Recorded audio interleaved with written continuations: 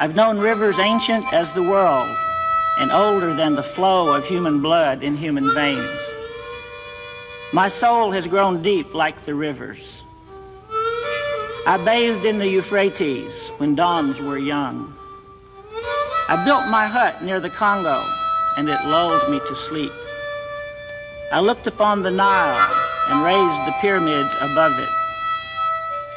I heard the singing of the Mississippi when Abe Lincoln went down to New Orleans, and I've seen its muddy bosom turn all golden in the sunset. I've known rivers, ancient dusky rivers. My soul has grown deep like the rivers.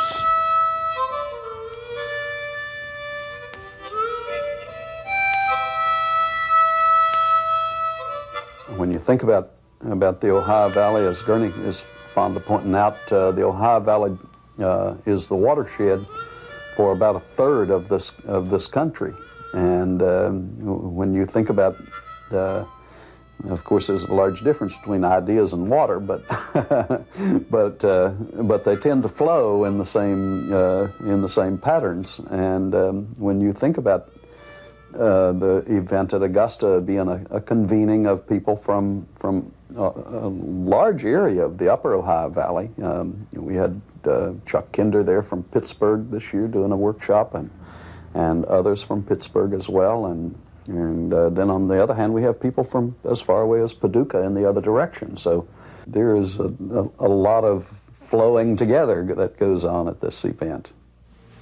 A guy named John Gardner has also written a couple really fine books about writing, and in one he makes a comment that the act of fiction, it's for better or worse, it changes you. It changes how you see things. And he gives the example.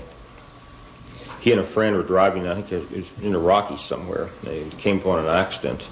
A woman had wrecked her car, and they ran down to help her. She was pregnant, and the steering wheel somehow sort of impelled her. I mean, it's really gruesome, grim sort of business. She survived, and everything was okay. But as he and his friend were trying to help her, he couldn't help but notice how the blood looked as it congealed around the steering column. He couldn't help but see how the sunlight looked on the shattered glass in the road. I mean, he couldn't help that, And it does, it changes the way you see things and think about things. It's a dangerous proposition, basically, because you're trying to my mind, you're trying to alter the way you see the world, and in the process, you're also altering how someone else might see the world.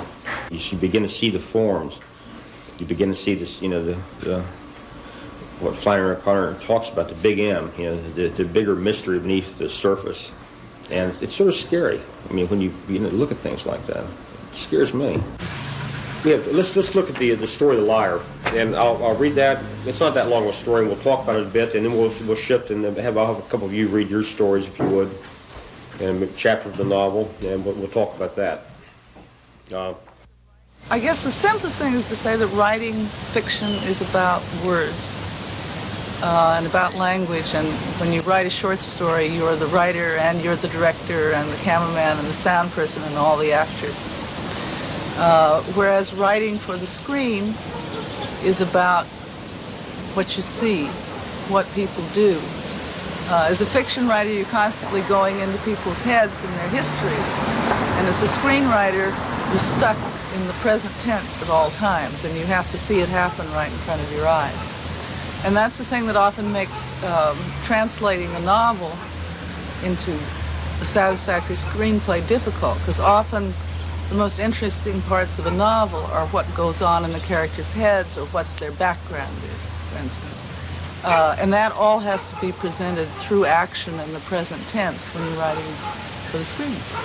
Does anybody have an idea? Just a quick, dirty scene we can shoot in half a day with Garrison before he goes in and meets Michelle Pfeiffer. Come on, somebody, quick. You get a close-up of him looking up, and then a point-of-view shot of shale falling down a shaft. Okay, so we start with, now, are we shooting this in the mine? Presumably. Okay, so it's interior mine, day. Okay. We just go. Looks up. Big piece of coal. In a sense, it's easier to work within limits. You know what I mean? If you know going in that you could have to tell this story in 120 pages, you know that you have to tell it in such a way that's going to hold people's attention for an hour and a half. You can write a novel with many intent. You can write a novel that people read it in one sitting, or you can write a novel that people take a month to read it. But on screen, you've got people there for 2 hours, and you better make the best of that time. And so those kinds of rules are sort of like the rules of writing a sonnet or something like that. They make it easier in a way because they help you shape the material.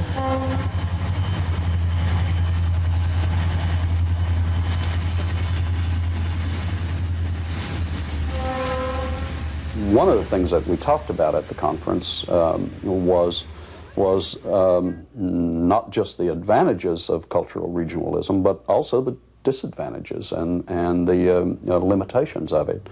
And so we're interested, on the one hand, in strengthening regional consciousness, but on the other hand, we're interested in bringing people in from outside the region to help us to see ourselves and to give them a good look at us. You know, we talk about this kind of geological region, and then Gurney starts describing geological time for distribution of media. And I know that we all would love to see our work get out further and faster. We talk about the right audience. Appalshop is a place that exists because it believes in trying to give another opportunity, other ways in which people within a region can speak to each other. But, you know, we love to get out nationwide, and we love to talk to, we love to get awards, because that helps us get more money to make more movies. And that doesn't happen if you are just distributing your work just within this region. So it's a problem. It's a conundrum. To what extent, it's really not a comment but a question, to what extent is that interest something that will likely become fodder for the larger commercial media and cultural establishment? I guess my concern, you know, what happened to black and redfish, you know, is one way to put it. And as a culture emerges in terms of its own identity and becomes hopefully understood and appreciated by a larger American society, I wonder if it doesn't run the risk of losing the values and the so many of the positive aspects that gave it its definition to begin with. It's a very important point that you raise, and it's why I, in my profound opening remarks, wanted to make sure that we mentioned economics as we talk about writing and literature. Something that interests me is, well, for one thing, the ideal and the idea of right livelihood. Another idea of appropriate scale of living. I guess I'm personally in resistance to the idea that the scale of living is determined by awesome forces that are monolithic in nature, and that my personal reality and that of my community can't be part of the definition of how we might live. There's, you know, we all have to look into ourselves, into our families' lives and our ancestry and all that. A lot of it's not very pleasant, and I think one of my motivations for being involved in film or video is that I get to redefine and recreate and reimagine what I think this region or the world should be. And to me, that's what's important about, well, my work. I can't speak for anybody else, but it's just reimagining and recreating the myth that maybe has been destroyed. Something Gurney mentioned about ending the century and sort of going into the new century. I have a feeling, I'm intrigued by Cincinnati and I like living there. One, because for me, to me and for me, it's the most improbable place I could have ever ended up living and like living. But also because it is a city that really is going to be dragged, as maybe the whole valley, into this next century, screaming. You've seen it very, very clearly in the last few years in Cincinnati. But I'm sure it's not just Cincinnati. I mean, it's a city that's a butt of jokes and easy jokes, straw man kind of city. But there's something going on about how modern do people want to get, how unmodern do people want to get. And living here in New York, in Los Angeles, even in Minneapolis, you don't see it as much. Here you see it. The fiddle music and some of the styles of banjo playing and singing, that as you got nearer the river towns, you know, Greenup and Portsmouth and Maysville and on down, there's just such a rich, I guess it's a joining of styles due to that river influence. And because people traveled up and down the river, and the legendary fiddle players from way up in West Virginia or from other points would come down to be in big contests, and so a lot of trading went on until you have a point where somebody who lives, say, at South Shore, old man Morse Allen, we called him, you're stuck between people who, for a while, were either not going to get recorded by the folklorists who were just all over the place in the 60s and 70s because they were fancy fiddlers, or you're not quite good enough back in the bush, and so old man Morse Allen would say, he's just a scrub fiddler, you know. So it's so that somewhere in between there, I guess, is most of the fiddle players, and so there's a rich heritage, and I think it runs the whole length of the Ohio Valley. I think it's a very artificial line to say, well, it's really good old-time music if it's inside one of those counties that's Appalachian, because it's all the way through the Ohio Basin. I got to thinking about this man, Wallace Stegner, that you folks studied under, you lucky people who got to go work with him and participate in a kind of memory and imagination process that has brought you to Kentucky as writers again, and you've contributed to a movement that might have started a little bit before you got here, but what I'm thinking, I was very frustrated after the 60s and into the 70s, and then coming back on a college campus, and one of the first things I was assigned to do was to be a referee between a black fraternity sorority and a white fraternity sorority that had offended them with racist comments. And I thought, I was real frustrated with no activism on campus. And I think now that the activism is much more subtle in the 90s, that the regionalism that Gurney is talking about, the new regionalism that's happening now, is going to take us into the next century if we're all lucky enough and can study our memory enough and use our imaginations enough as cultural workers, as Fred Johnson once calls some of you,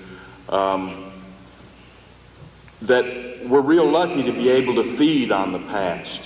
The guys who are watching CNN in Louisville, as opposed to watching it on the Upper West Side in Manhattan, It's the same, they're seeing the same thing. People, I mean, there's a democratization in all of this. Admittedly, there's also a bastardization, a commercialization of all of this stuff, but you can make your same decision. People are sophisticated at a level which is more level than it used to be. And so the sense of regional as opposed to where can I get some good art is no longer as much a case. And so regionalism, I think, does have a sense of allowance now that it probably never had. And if you drag into it old senses of it as it being more virtuous, more livable, then you're also sort of robbing it of something, I think. For myself personally, the way I have a good time in the world is in appreciating experience and phenomena and life from all different angles and perspectives and in different scales. I like to think internationally. It's important to travel around the world, and I specifically am trying to expand my hikes and canoeing and researches to include the region of North America. North America is the frame of reference that is natural for me, because we haven't even gotten into the whole subject of the West Coast as most necessary to us here. And but I think that there are some subjects in some little delicate works of art, some fiddle players, some whittlers, some poets, whose work is fulfilled if just the people around know about it. That not everything has every created thing in art has the ambition to be a big-time success. Some things are little-time successes, and some stories are purely local, and there's no reason for anybody else to hear them. We hope that that everybody has their own little local stories. I think that there are some little flowers.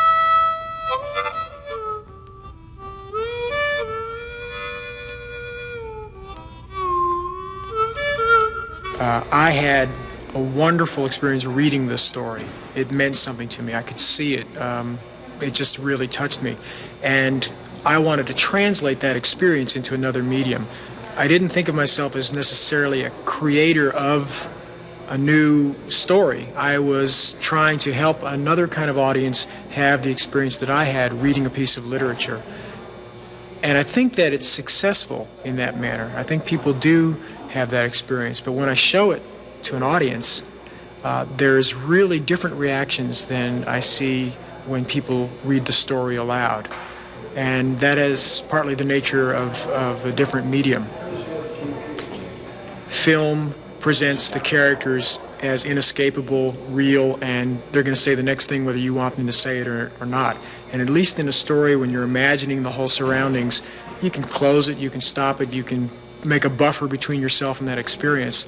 And what I'm finding with Fat Monroe is that the buffers are down, so some people respond much more viscerally to Monroe's teasing in the film than they do the character Monroe in a story. It's been very educational. Tell me, Monroe, how many wives you got? 5, 6? I ain't got none. I ain't but 9. My name ain't Monroe neither. It's Wilgus. 9? Is that all the old you are? Why, Wilgus Short, I took you to be up around 25, 30 somewhere. You did not. You're teasing. Take this old cigar back. I don't want it. Don't want it? Well, why'd you take it if you don't want it? Oh, Lord. Lord and me. Why'd I ever pick up this boy?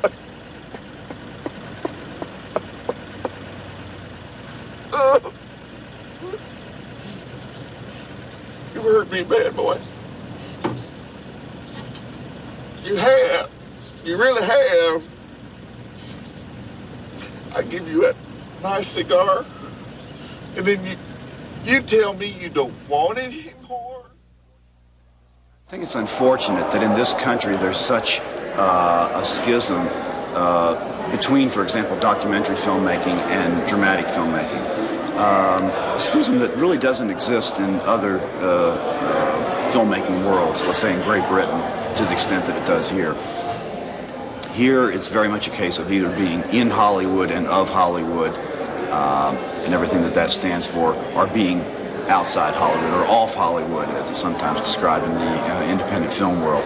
And there are massive differences, as you know, in terms of the type of film or television that is made and the economies of scale, the budgets that are involved, that make them very isolated from one another. And I think it's unfortunate, in an economic way, because that media pie should be cut into a lot more pieces, and spread around a little more. But also creatively, I think it invites stagnation, and it's sort of typical of what is the problem, if you can say the problem with Hollywood these days. I think that's part of it. Screenwriting has now become, or the teaching of screenwriting has become something of an industry. And people are always coming up with books, formulas on how to write a screenplay. And I am disapproving of that. I think, as everybody knows, we're seeing too many formula movies. People aren't experimenting enough with the form. And, you know, I always look at those books thinking it'll teach me the easy, simple way to do it without work. But a friend of mine who's a very good writer said, you know what they never say in that book? They never say that the first thing you do is you put your arm on the table and you cut a vein. And that's, if you really want to enjoy screenwriting, and I think good screenplays always tell you that that's what happened. The writer really cut a vein to try to get a little life and blood on the page. Nikky Finney is an absolutely magnificent writer. I loved having her at the conference this year because although she has been in a nominative sense, she's been a Kentuckian. That is, she was here a couple of years and taught at the university, but she really brings in a completely different point of view to bear on this, on what's going on at the conference. Altakova had created the language that Kilele used, the secret flashes and high signs, the eyebrow raises and nose swipes, the finger taps on belly buttons. She wrote those. Along with the long or short ear tugs and the finger-to-eye sweeps, these are written for Kilele. This language, a reserved tongue, a talking he had once tried but could not do, could not for the life of him figure out. They never had secrets from him before. Before, he had given them any secret they might ever have needed to keep. Now he was dishonoring himself and their old ways by giving something priceless away for nothing. All because Altakova had become so much. Take this one as you go, he said. But walk here again and you will not be met by me, but by the ones she taught. The Isle d'Oka had been the Palmetto Belle's last stop. They had picked up the others at places further down the coast. It was mid-July now. With its belly full of rum and spices, bright cloth, and 24 African women, they turned and set countersail for the coast of Carolina. Once aboard, they threw them in and underneath the floor, side by side, just like fresh-caught flying fish you could find nowhere else. Speared up from schools where they would never be missed, where more would soon populate, they threw them down on just enough ice, immersed them in water just high enough that they might make it to market but might never be the same. They wanted them to live through the going across but forget about the way back. Gave them light enough to see just where they were but not enough to maneuver through. Made them lie close enough that they might smell and know what they were becoming and keep each other just enough alive. But with their sizzling sweet rice breath, they did more than that. They called out to one, who called over to another, who called back to she, who called around for her. They answered her yayo with a yedela, her moke with a zenzade, her lip click with a lip clack. And warm, wide nose air hearted up through women-arched chest pipes that exited an okar and other clefts, one woman sound to another, one woman sound for another. Sometimes it was a sound, sometimes just a word. Sometimes it was the name of a firstborn, or sometimes a day of the week would do. Sometimes it was the where of the river they had bled on, then bathed in as girls. Sometimes it was a number, just a plain how many number that they then beat out on the wooden beams that would not release them. It was a something or anything that soon became a plea, a blessed word, a precious. And the sounds or the words fell in between the tiny heart to see minuscule space in every link of all their chains that held their selves in place, but not their mind's eye, and certainly not their heart's beat.